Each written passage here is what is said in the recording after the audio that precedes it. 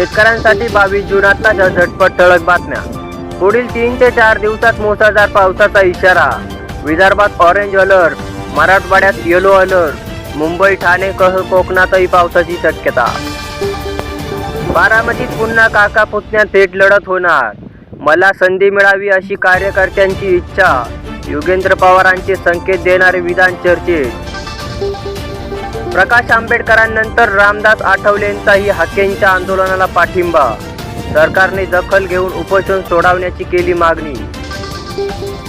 आमच्या सुप्रिया सुळेला पंतप्रधानांपेक्षाही जास्त मताधिक्य मिळाले।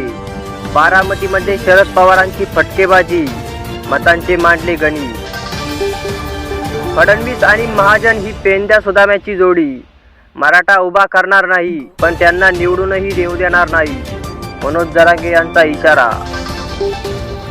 खरीपाची यंदा 26% पेरणी पूर्ण, गतवर्षीच्या तुलनेत 16% वाढ।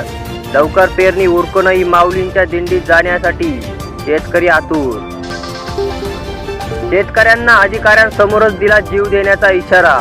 अमळनेरात शेतकऱ्यांनी कृषी अधिकाऱ्यांना धरले धारेवर।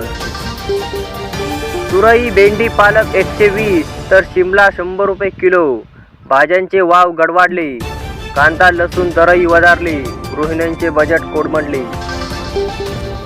पाऊस नसल्याने 4,30,000 हेक्टरवर खरीपाच्या पेरण्या खोळंबल्या। बळीराजाचे डोळे आभाळाकडे, बागायती क्षेत्रात 3% पेरण्या। वादळी पावसाने उन्मळून पडली संत्रा बागे, शेतकरी हवालदिल। गुरुदेव नगर, मोजरी, तळेगाव, ठाकूर परिसरात झाला जोरदार पाऊस। मराठा आरक्षणाचे मारेकरी शरद पवार, उद्धव ठाकरे, चंद्रशेखर बावनकुळे यांचा आरोप। सत्तेत असताना पवारांनी आरक्षण दिले नसल्याचाही दावा।